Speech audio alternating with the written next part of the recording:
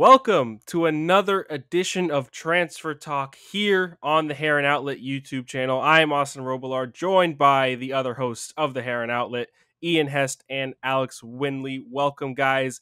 The last time we did this, we were talking about a possible Nico Figal departure. We don't know if that's still on the cards because he didn't leave during that last stretch of days during the Mexican transfer window. He's still on the team, granted not playing because of injury, but he's still here. But now we're talking about not a departure this time a possible arrival. And this has been, kind of reported the last couple of days here in the last week. Interesting timing, but at the same time, you have to realize the situation that Miami's in. We are expecting a lot of roster turnover, and the talks have begun. A 28-year-old Brazilian midfielder who plays for Santos goes by the name of Jean Mota. It looks like a deal has been reported. We don't know anything. We don't have any confirmation. This is all just speculation at this point in time. But a lot of numbers are being thrown out about this guy and how much he's going to be brought over for. And if he does come over, it will be in the January window, so he'll be ready for preseason. It looks like Miami are going to have a midfielder coming in and possibly replacing one of Matuidi, Ulloa, Chapman to play next to Gregory. Let's just talk numbers here. I'm going to go to you, Ian, first. It's looking like this is a $500,000 deal. This is reported by Transfer Market. That's where I've gotten this number. I think they said about $470K, but just to make it easy, we're going to say $500,000 that they're going to bring him over for. What does that mean in terms of what kind of player designation he'll have, depending on his salary and how many years he signs for? Yeah, it gets a little in the weeds on it because he's under that $2.5 million transfer fee threshold. You can use up to $1 million in targeted allocation money, 1050000, if you want to be that technical. I don't really want to get too much into that. So, especially with the sanctions, Inter Miami is going to really have a tough time in figuring out how they're going to navigate this next couple of years. I think that it matters more for if we're talking if Figal leaves, if LGP leaves, because a lot of that targeted allocation money is used towards those guys. He'll probably make around Gregory money, around Lewis Morgan money, which is right in that 550 threshold. So they'll have to use something on him, but they should have around one point.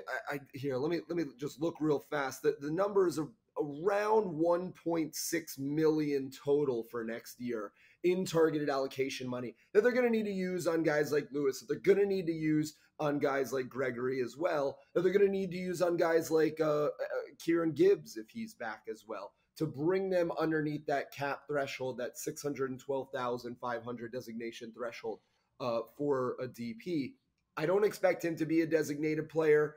So I think that, like I told you guys, I think that this is more like for like on Ulloa. If he is off the books, then you can also use his salary towards that number to stay underneath the cap. And I think that that's sort of that balancing act that they're going to try and do. Yeah, one thing that I'm not fully clear on is a lot of the players are on the roster now. We don't. The information is not available on when their contract ends, but we know that there is a number of them um, expiring at the end of this year. Alex, I think you've just quoted here that Neville said Ulloa's contract might end in 2022, but there are a couple of other players that do have contract expiring in 2021, and you expect to get some players off the books. Now, that 500,000 number, that's a reported transfer fee quoted by Transfer Market, the website, if you haven't used it before. With my understanding, it's not too bad in terms of bringing over a player and how that affects the budget and the cap. Usually in MLS rules, when you have a player who signs for less than $2.5 million, that transfer fee and below, you have to amortize that money over the length of his deal and add that to his actual salary per year. And then that's what's charged under the budget. So if they can get a deal that's, let's say, 3 years, or actually make it easy, let's say 4 years, every year on average, $125,000 is automatically added to his salary. And basically that's the number they have to get under 612,000 or whatever it's going to be next season. I believe it stays the same as 612,500. If he goes above that number with his actual salary and the $125,000 that we are quote unquote projecting, it's going to push him to be one of those TAM guys. It's going to push him to use that TAM money, and they're going to have to allocate something towards him. And I agree with Ian. I think he's going to make somewhere between Lewis Morgan and Gregory money, and it's going to take him above that threshold, included with the amortized transfer fee. So that's kind of what I'm expecting for Gene Mota, but I still think that it could be worth it. But somebody who is more keen on telling us who's worth it is Alex Winley, who's done a great deal of research on Gene Mota and what he could bring to Miami's midfield going into next season. Talk about, Alex, if you could, what it could mean to have a player like Gene Mota in the team, playing next to a guy like Gregory, who's also Brazilian, and also with this new 4-2-3-1 formation. Is this a pairing that you could see as a double pivot and be successful in MLS? Yes, I will preface this by saying Santos fans, I know they're happy to get rid of them, but I think it's because Santos, they're 1 point off of a relegation spot. They're just in a bad place all around. So I know Inter Miami fans, they've had similar thoughts about, some of the DPs. Inter Miami hasn't had the best season, so getting rid of players is obviously their first priority as well. But as for Gene Mota, I think I did, that thread that the Heron Outlet retweeted. I think he'll do quite well in MLS. I think he's the type of player that will pair well next to Gregory. Like you said, they're both Brazilian. They'll communicate well, and he'll be comfortable coming to a league where there's pressure, but it's not as intense as some of these other countries where you lose, and then there's some outside stuff that it could affect you. But yeah, he's got, as far as his abilities go, I think they'll pair well with that double pivot in the midfield. He's got, he's good technically, like most Brazilians are. He's got good vision. He's not prolific with assists, but he's a central midfielder, not a pure 10. So in that regard, he won't light it up with goals or assists, but he does, a lot of the stuff that Inter Miami has been missing really well. We'll take, for example, I'll compare it to someone like Blaise Matuidi, where we've seen even, last night, he didn't have, he had a good game. The entire team had a good game, but he wasn't one of the standout performers. But let's say you plug in Gene Motta next to Gregory, you'll get more mobility there. You'll get a better passing range, better technical ability, and a goal threat. But like I said, he won't light it up with goals. But the fact that he does have that in his locker will cause opposition defenders to press him, and that in turn will open up space in behind that defender, which will lead to an attacking number 10 to find those channels and those spaces, which create space for everybody. And yeah, he'll do well in a double pivot, especially if Neville continues to go with that going into 2022 with Lewis Morgan on that left hand side, providing that with whether it be Robbie Robinson or Vasilev if Miami decides to return him.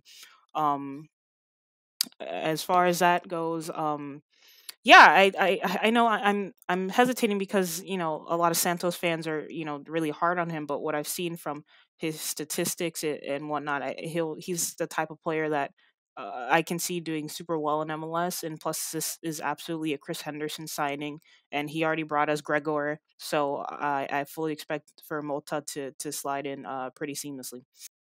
But Alex, also, I really think that one of the best parts about him is that he can go box to box too. And so a lot of the time we've seen this year with Gregory that he almost has to be a little too aggressive because he's the only one that's making those aggressive challenges on both sides of the pitch. And now you bring in another guy to do it, it sort of takes the weight off of his shoulders as well. Absolutely, and I have his stats right here. In the 2021 season, he has about 19 interceptions, which doesn't seem like a lot, but it shows that he does have the capability to put in a tackle, and he's not afraid to, go box to box. Like you said, he's a bit of a goal threat. Like I said, he's not going to be a prolific goal scorer, but he does have that in his locker. He's not afraid to go back and defend. He can also play as a left back. We've seen so many times this year that emergency right back situations with Victor Ujoa playing there and Lewis Morgan.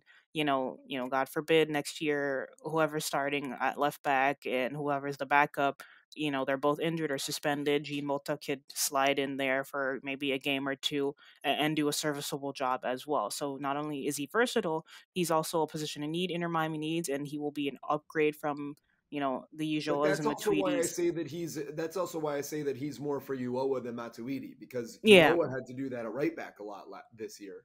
yeah, but I can also see him. Miami could bring in another MLS player to start next to Gregory or whatnot, but with Mota, I definitely see this as a a cheap, but good value option at a position of need for Inter Miami, especially going to the sanctions and whatnot. They're going to need to find players like Mota, that are, in their prime, fully capable, and a position of need for Miami. And yeah, I'm interested to see how he gets on. It's nothing's confirmed yet or anything, but I'm interested to see when he does come here, if he does come here, how he gets on, because I think he can be a really intriguing player in MLS. And like I said, it's a Chris Henderson signing, so I don't doubt his quality.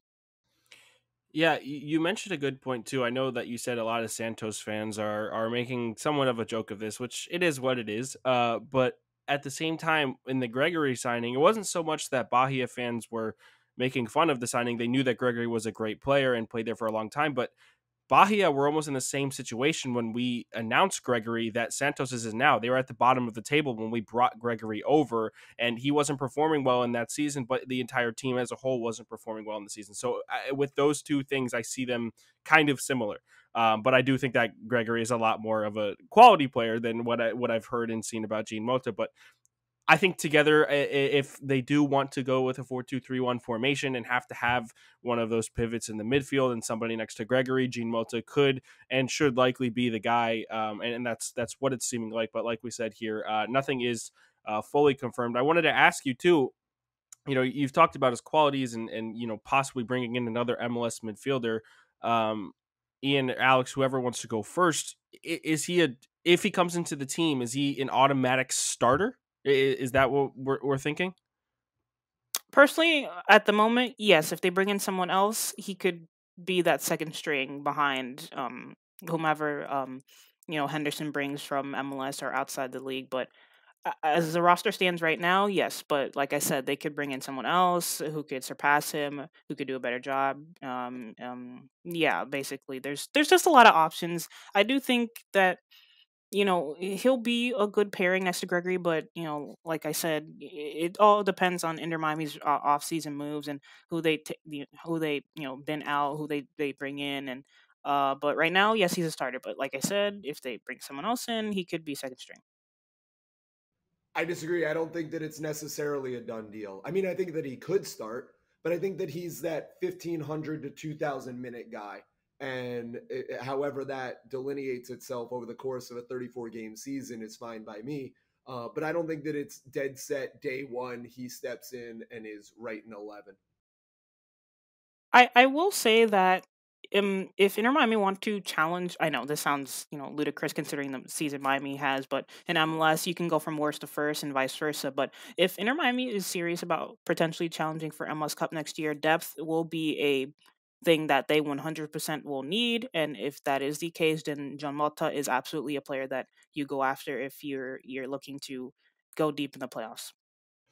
All right, well, you heard it here first. A little tactical analytical breakdown of a potential signing for Inter Miami here on the Heron Outlet. Ian Hest, Alex Winley, thank you so much for your talk, your analysis. It was a pleasure.